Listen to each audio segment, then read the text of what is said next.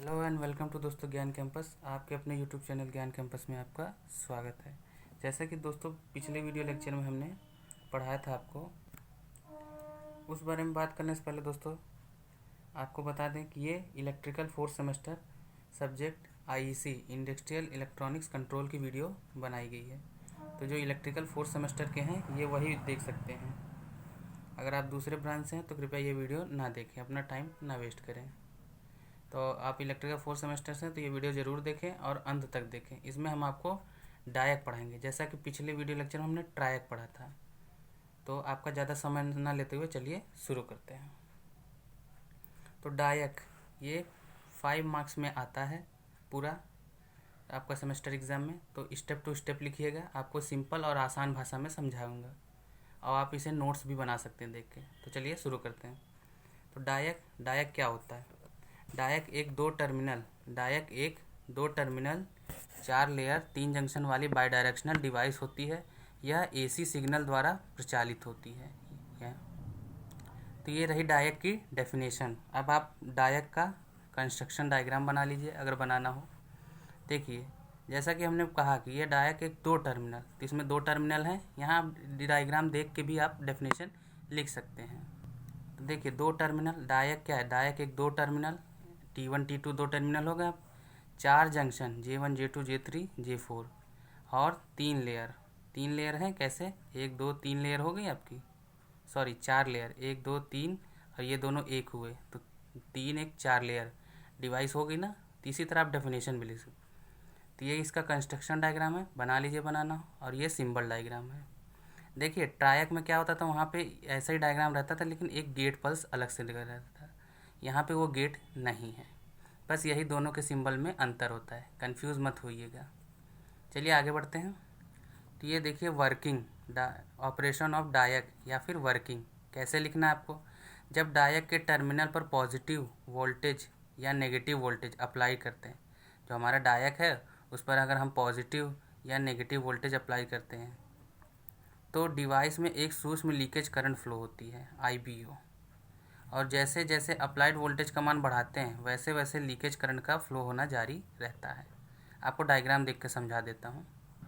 देखिए, जैसे ये डायग्राम है, यहाँ पे हम अप्लाई वोल्टेज पॉजिटिव या नेगेटिव देते हैं। तो इस पर अगर हम पॉजिटिव अब वोल्टेज अप्लाई करते हैं तो जैसे जैसे पॉजिटिव वोल्टेज बढ़ाएंगे तो इसमें एक लीकेज करंट फ्लो होने लगती है। अगर पॉजिटिव में बढ़ा रहे हैं तब भी लीकेज करंट फ्लो होगी, नेगेटिव में बढ़ा रहे हैं इसमें तो भी एक लीकेज करंट फ्लो होगी। पॉजिटिव में पॉजिटिव करंट फ्लो लीकेज होगी और नेगेटिव में नेगेटिव लीकेज करंट फ्लो होगी। तो आई आपको आपको समझ आया। आगे देखते हैं। अब लीकेज करंट जैसे वैसे वैसे वोल्टेज लीकेज करंट का फ्लो होना जारी रहता है। यह करंट तब तक फ्लो होती रहती है जब तक कि अप्लाइड वोल्टेज का मान ब्रेक ओवर वोल्टेज तक नहीं पहुंच जाता। ये जो करंट फ्लो होती रहती है ये तब तक फ्लो होती रहती है जब तक अप्लाइड जो हमने वोल्टेज लगाया है वो ब्रेक ओवर वोल्टेज तक नहीं पहुंच जाता। तब तक ये करंट लीकेज होता ही रहेगा। जब अप्लाइड वोल्टेज VBO के बराबर हो जाता है तो उस समय डिवाइस जो हमारा डिवाइस रहता है वो नेगेटिव रेजिस्टेंस की तरह व्यवहार करने लगता है, यानी ब्रेक ओवर वोल्टेज की तरह करने लगता है। आगे आगे अर्थात ब्रेक ओवर वोल्टेज के बाद वोल्टेज बढ़ाने पर उसमें बहने वाली करंट का मान घटता है। अगर ब्रेक ओवर वोल्टेज के बाद तो देखिए, ब्रेक ओवर वोल्टेज में अगर वोल्टेज बढ़ेगा तो करंट घटेगी, ये होता है डिवाइस में। अगर करंट बढ़ेगी तो वोल्टेज घटेगा। तो यही कहने का मतलब है इनका। और इसी वोल्टेज पर डिवाइस में रिवर्स जंक्शन का एवलांचे ब्रेकडाउन हो जाता है। जिस डिवाइस पर ये वोल्टेज ड्रॉप होता रहता है, यानी वोल्टेज बढ़ाते हैं तो करंट घटता है, तो वहीं पे एवलांचे ब्रेकडाउन होता है जो जो रिवर्स जंक्शन में होता है। इसी इसी डिवाइस के अक्रॉस वोल्टेज ड्रॉप होने लगता है जिसे ब्रेक बैक वोल्टेज कहते हैं। ये देखिए, अगर आपको नहीं दिख रहा है तो देख लीजिए। इसी डिवाइस में अक्रॉस वोल्टेज ड्रॉप होता है, जब डिवाइस के चारों ओर परितः ड्रॉप, तो वोल्टेज ड्रॉप होता है जिसे ब्रेक बैक वोल्टेज VW कहते हैं। तो आई होप आपको वर्किंग समझ आ गई हो। अगर आप नोट्स बनाना चाहें तो ये देख के बना सकते हैं।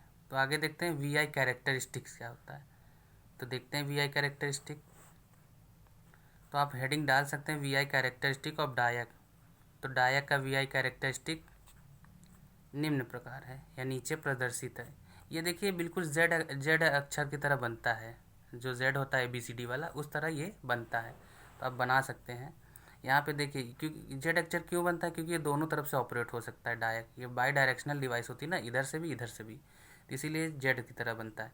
ये देखिए ये ब्रेक ओवर वोल्टेज हो गया आपका नेगेटिव वाला, ये ब्रेक ओवर वोल्टेज पॉजिटिव हो गया। तो इस तरह बना लीजिए, सॉरी दोस्तों, तो इस तरह आप ये बना लीजिए। ये आगे इसमें थोड़ा बहुत पॉइंट लिख भी लीजिए। तो आगे आप अगर थोड़ा इसमें बता देंगे कि ये क्या है, डिस्क्राइब कर देंगे, तो आपको पूरे 5 मार्क्स मिलेंगे। तो इसी के आगे आप लिख लीजिए थोड़ा सा, यदि positive applied voltage positive break over voltage से कम है, इस पर देखिए हम आपको दिखा दे रहे हैं, ये हमारा जो पॉजिटिव अप्लाइड वोल्टेज है ये वाला, इससे कम है, और नेगेटिव वाला भी इस पे अप्लाइड जो वोल्टेज है इससे कम है, तो डिवाइस हमारी जो होती है वो, तो इसके बीच में एक लीकेज करंट फ्लो होने लगता है। अगर ये वोल्टेज इससे कम है, ये भी निगेटिव वाला नेगेटिव से कम, तो एक लीकेज करंट फ्लो होने लगती है, और डायक में हमारा करंट फ्लो होना बंद हो जाता है। तो यही है, और इसमें एक ओपन सर्किट की तरह व्यवहार करने लगता है, यानी खुले परिपथ की तरह कार्य करने लगता है, और वहीं पे वोल्टेज ड्रॉप हो जाता है। यही चीज़ हमने लैंग्वेज में लिखी है, आप देख सकते हैं। यदि applied voltage break over voltage और negative voltage negative break over voltage minus VBO है, तो इस समय डिवाइस में एक small leakage current IBO flow होती है। इस स्थिति में डायक करंट फ्लो करना बंद कर देता है और एक ओपन सर्किट की तरह व्यवहार करता है। ये वोल्टेज ड्रॉप कहलाते हैं। ये वोल्टेज ड्रॉप कहलाता है, मतलब कितने पे होता है, 30 से 50 वोल्ट पर वोल्टेज ड्रॉप होता है। आगे देखते हैं। तो देखिए आगे क्या है, जब अप्लाइड वोल्टेज में क्या आ सकता है, हम पॉजिटिव अप्लाई कर रहे हैं या नेगेटिव कुछ भी, तो applied voltage break down voltage के बराबर हो या अधिक हो जाता है, तो डायक हमारा चालन अवस्था में आ जाता है, यानी ऑन हो जाता है। तो आई होप आपको डायक ये समझ आ गया। अब आगे बढ़ते हैं, एप्लीकेशन ऑफ डायक, यानी डायक के अनुप्रयोग। क्या है अनुप्रयोग, देखिए ट्रायक को ट्रिगर करने में, मेन काम इसका यही है कि ट्रायक को ट्रिगर करने में यूज़ किया जाता है। इसका प्रयोग लैंप डिमर हीट कंट्रोल में किया जाता है। और तीसरा पॉइंट है अन्य सेमीकंडक्टर स्विच डिवाइसों को ट्रिगर करने में। तो ये है डायक के अनुप्रयोग। आई होप आपको समझ आया हो। तो वीडियो अच्छी लगी हो तो लाइक करिएगा। तो देखिए इतने सरल भाषा में कोई नहीं समझाएगा, अगर आपको समझ आया तो वीडियो लाइक कीजिएगा, और चैनल पर नया है तो सब्सक्राइब कर लेना, क्योंकि देखिए आने वाले समय में नए अपडेट्स के लिए अगर आप चैनल को सब्सक्राइब कर लेंगे तो आपको नए नए अपडेट्स तुरंत मिल जाएंगे। तो इस वीडियो में इतना ही। अगले वीडियो लेक्चर में हम UJT पढ़ेंगे, जो कि मोस्ट इम्पॉर्टेंट है।